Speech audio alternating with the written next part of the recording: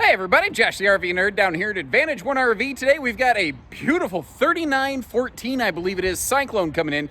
14-foot garage tri-axle, weighs about 14,700 some odd pounds before a couple additions were put to it, like 3 batteries, a generator, a cell tower booster, and a couple other little odds and ends.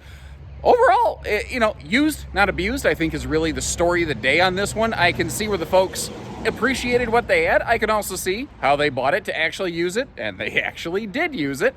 And isn't that kind of the whole point of everything? I haven't found anywhere there's any sort of damage, any sort of leaks, any major considerations like that. I think she's just sitting here waiting to go out and have a whole ton of fun myself. Now, for towing something like this, she's big. She's real heavy on the front. You're really minimum dually country and up. So 350 dually, 450, 550, and actually the previous owners, that's what they used. They had a 550 to tow this around. They were also veterans of our armed forces, hashtag USMC. So thank you very kindly, folks, for your service to our country. For the next folks who might take this one home, let's get inside.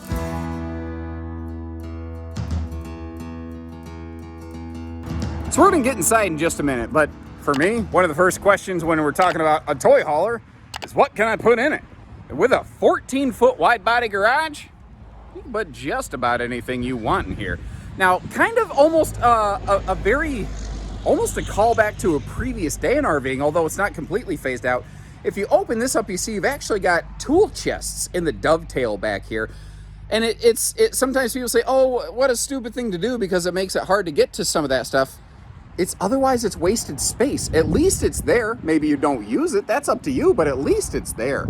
Obviously, we've got the power bed, sofa drop kind of system, like a lot of toy haulers have.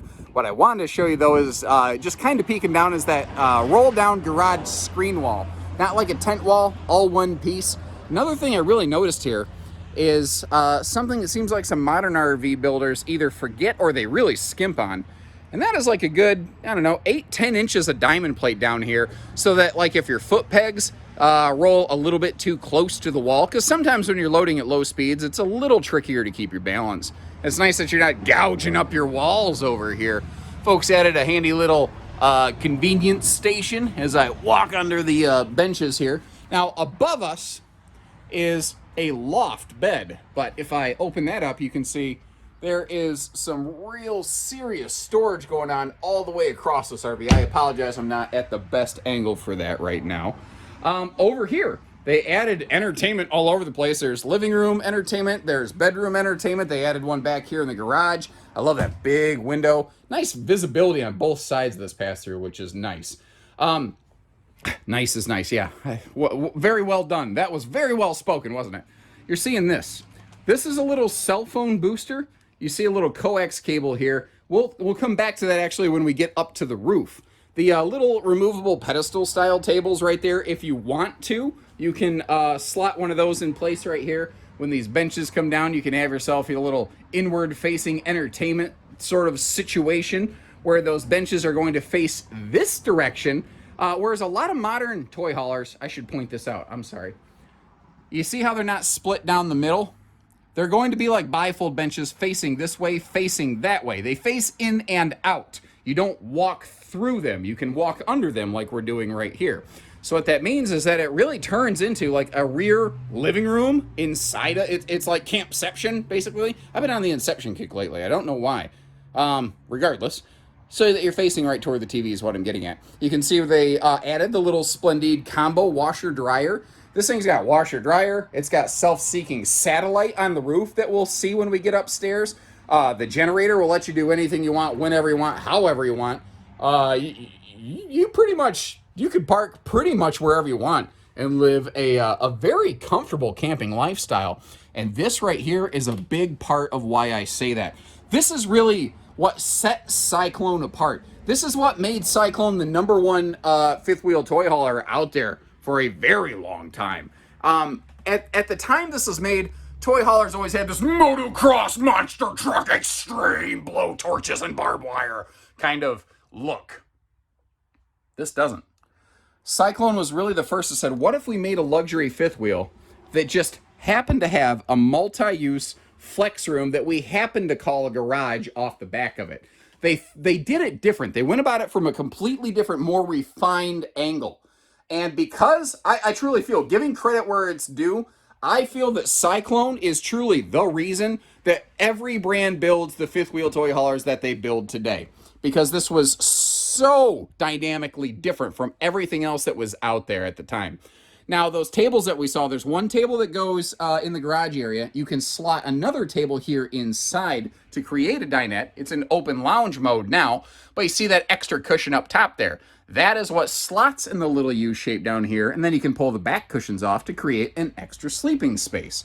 Now, speaking of sleeping spaces, back here behind the interior entertainment center, which it's still pretty common in toy haulers, but when this was made, it's like toy haulers had to have this banging entertainment system. You know, you had to have some serious music and whatnot. And this is a little Go Power solar charge controller, by the way. Up on the roof, you're going to see a handy little solar panel. Instead of just a ladder, another one of those more refined things they did is they gave us what I like to call a stairway to heaven. And that'll take us up here onto the loft. And what I like is it's not just a mattress thrown on the floor, basically. It's actually got like its own mini entertainment center. It's got some shape, some thought, and some character. And you see that there is a privacy curtain up there if you need to close that off. Even a little bit of bonus storage up here above the entertainment center. Now, I want to give you a look at the kitchen. I'm eyeballing this. It's been a while. I've slept a couple times since this was originally built, mind you. I believe that's a 10 cubic foot gas electric fridge freezer, two-way. You don't see a lot of them. You really don't see them at all today. I don't know if they're made at all today, but there was a time that your luxury RVs, instead of an 8 cubic foot, got a 10 cubic foot. That was that next step bigger here. The kitchen is actually surprisingly good. I noticed something I just want to make you aware of. I didn't catch this on my first pass through. I'm sorry.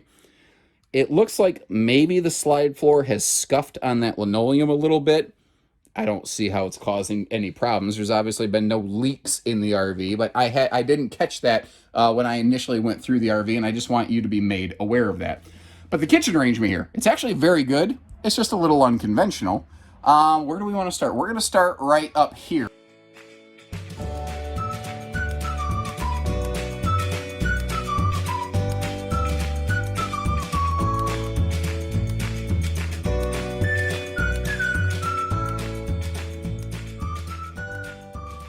Sorry about that. I bumped the button, and I don't know when I did it, so it quit recording on me. But one of the things, you could probably use a break for my voice anyway, right? I know my wife does. That's why she sends me to work every day. She's like, just go away. Would you just go away? And I keep coming home, and she's like, why? Anyway, solid surface counter, stainless steel sink, and I love that little trash bag, or trash can, as it were, access door right there. I wish more manufacturers would start doing something like that again. Now, the upper deck here, it's a little bit different from what you tend to run into in a lot of things nowadays, but it's a very smart, space-efficient design. And the other thing that it does is we have a left-hand private hallway door that goes straight to the bedroom. But you have a right-hand door that goes straight to a dual-entry pass-through bathroom. Both sets of stairs have a nice grab handle, very sturdy, very secure. This was added at the factory, not after the fact. This means that if somebody's sleeping in the garage or on the loft or on the dinette, they can come in the way that I just have to access our bathroom space. If you're coming in from the master bed and bathroom, you can use the opposite door that we're looking at right over there. Nobody ever has to see another person or disturb another person. Now, the only trick with this, it's a really brilliant design. It's an uncommon shape, however, and it's a little tricky for me to try to get it all on camera. I got to make kind of a couple forward-back stutter steps. When you're in it in person, it makes plenty of sense. Got ourselves a queen bed here. This was made before, like, almost any fifth wheel had king beds. That just wasn't a real common thing by and large over there. That is a big closet wardrobe slide. Above us, we've got our second air conditioner that does direct dump here into the upper deck bedroom space. So you might want to kind of plan accordingly on that, depending on who's sleeping where and how sensitive they are to getting warmed up and sweating and etc. If we crack all the storage open here, good dresser space. The closet space obviously is primarily contained within the slide out, But as we work our way over here, you do have an additional closet dedicated on this side. And I love how they didn't waste the space, even opening everything up down there. Now, if I back up a little bit, I told you this had 3-zone entertainment. One of those being up here in the bedroom space. Now that TV is not flat mounted against the wall, so it's not going to be a neck wrecker. It actually is on a pivoting swing arm. It just secures against the wall. Now she was stored outside. There's a couple little signatures of that, like a couple of the decals are a little bit faded or peeling, but overall they've retained their color, which tells me that they were using cleaners and conditioners on the outside of this pretty regularly. Something I love to see over here. When they split the awning, instead of burying an awning dead over a slide like that, they gave the slide its own little mini slide awning. Now we have like forward and rear patio spaces. And the reason I like that is because the forward patio space, to me, it says, okay, I'm open for business, come up and chat. If I'm in my back patio space, that's kind of like my private place with me and my family. I'm not exactly looking to entertain friends and family. Now, I wanted to show you a couple cool things here they did for security purposes. This lock right here is called a 751 lock because the key number is 751. 80 to 85% of people have that key, but not a lot of people have this one. What they did is they swapped out their little twists right here for a separate key lock, and then it looks like they just tossed the 751 key and they use these for security's sake. Not a bad idea if you don't want people getting into your stuff. And, you know, when you go buying extra stuff or you got a basement full of goodies, like they do here, you don't exactly want people messing with them. Like you see a fifth wheel kingpin tripod for extra stability and support here. You also see some slide support jacks. The folks that just read that, you know, maybe if I'm going to be in it a really long time and leaving these out, these little things are designed to potentially go under the ram bars to help support stuff. Maybe we need those, maybe we don't. They're there if you folks want them. If you don't want them, don't need them, don't use them. No big deal. We've got our central vacuum system here. And then this. You see this? You see that tube? You see that tube? How sectionalized it is. I was like, what the heck is that? So I went to asking the previous owners. It's an exhaust system add-on for the generator exhaust, and I'll point that out when we get to the other side. What it's going to do is, if you're parked next to like a family, you don't want to be blowing exhaust in their kid's face and giving them carbon monoxide poisoning or whatever. They did it as a courtesy. Nothing that they had to do. It's something, I think, a good sign of good people, you know? So what it is basically a pipe that will reroute that exhaust all the way up to the roof line. So one, it's helping direct noise away from other campsites. And two, it's just a nice thing so that the people next to you aren't choking on your fumes. Again, you see where they added the triple battery system here. There is a, over here is the Magnum inverter system, by the way, so that if you want to be able to run some of your household outlets off just battery power, you can, which is why there's so many batteries. You've got a surge protector in here, your battery disconnect. And this was built generator ready, but the folks added that Cummins 5500 generator right there so that they could be anywhere, anytime they pleased, not have to worry about anything. Cyclones are a 100-inch wide body product right here, so that gives you that extra living and loading space where you need it. And you see that they do have the slide awnings all the way around here, helping keep some sunshine from, you know, baking you when you're in your slide out. Not to mention just keeping some debris off this thing if you're camping where there's trees, sticks, etc. So here's that exhaust pipe I was telling you about. And like I said, it's basically just this little add-on system that you hook right onto the end of this. And then you see these little clips, basically. That's what's going to help support that thing so that it's pushing the exhaust and some of the noise up away from the people next to you. That's, you know, going to make for some happy neighbors right there. Another little thing I noticed here, there's like a little, basically, toolbox, which that's cool. That kind of stuff is so handy right there. Now, you could choose to put, you know, drills or anything like that, or maybe, you know, that's where you're going to keep some of your like black tank, latex nitrite type gloves or anything like that. Cyclones have pretty much always been enclosed, heated, good for some really long, heavy use, extended season type action. Now, she is a big girl. It's got a very high GVW, so you can load up that big 14-foot garage, and to do that, a tri-axle is going to be one of the best ways to accomplish that.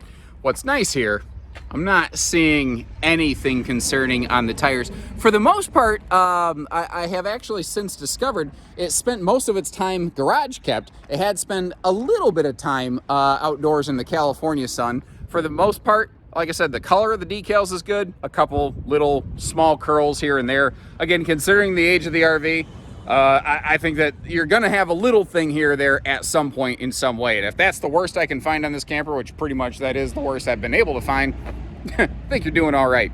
Got our fueling station over here, which does share a fuel cell, by the way, with the generator. So keep in mind you can't do two different fuels, one for the generator, one for your toys. I like these, though.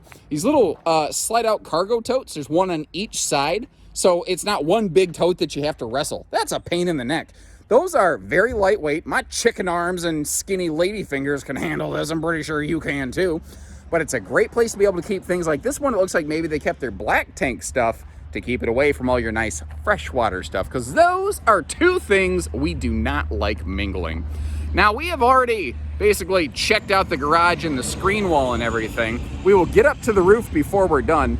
With the door down, there's something that you folks can't see. I captured a quick little bit of footage with the door in the up position. So if you take a look here, you can see where they had put on a couple little decals of their own.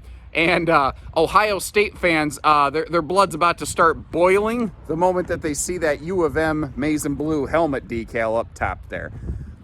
That's, you know, if you're a U of M fan, there you go. If you're not, well, I'm sure it could be removed. Oh, I mentioned the cargo tote on the other side. I don't know I specifically mentioned there is one on both sides. And this is all power jacks, by the way. There's no manual cranking at all involved here. Actually, everybody wave to, there you go. They're waving up at me here. Wave to the folks right there. They're the ones who were kind enough to bring the old Cyclone to us today. That's their 550 that she hauled her around with. Up here on the roof, I'm not seeing anything that concerns me. I can see where the seal's been maintained. I can see where it's been cleaned regularly. I've walked all over the roof. I can't find any spots where there's like, where it's, you know, failed, obviously, where there's been leaks or problems or anything like that. It's actually interesting. It actually does bump up a little bit here on the to the nose area, which is a little bit uncommon, but hey, as long as it works, right? You can see the little touch-up beads that they've done, and that's all pretty normal rank and file stuff. I want to talk about the fun stuff, like the fact that they got vent covers for all of the vents on this thing. I'm gonna, oh gosh, I'm gonna sneeze. Oh my gosh, sorry. I had some technical difficulties there. All right. Folks added a simple, I don't know exactly the wattage. I believe that's about 100 watt panel right there, just to help with some battery tending when it was in storage. And this is actually a pretty high dollar thing right here. The Winegard self-finding Winegard traveler system. So basically, wherever you park, you just hit scan. It's going to search around the sky till it finds stuff. After a little bit, all of a sudden you're like, oh, hey, look. We've got channels. And then the last thing over here, when we were down at ground level, you might have noticed where there was a coax cable kind of going up through a garage window to the roof. And you're like, what is going on? That is a cell phone booster. So, you know, when you're kind of in the middle of sticks, it's nice to be able to get a little bit better reception. Now, I will tell you, I'm not a trained expert on these. I don't know if this pertains to a specific like Sprint, Verizon, whatever, you know, T-Mobile, etc. But potentially, this is something that could help you have a little more reliable access. And the wind is picking up here, isn't it? Woo. So leave me some comments. Let me know what you think about it. What do you like? What do you have any questions on? Is there anything that concerns you? And I'll do my best to fill in the blanks as always. If you appreciate the time and effort we put into our tours here, hit that subscribe button, like our video, and when you're ready, we're ready at Haylett RV or down here at Advantage One. So take care, stay safe, have fun, and have an A1 day, everybody.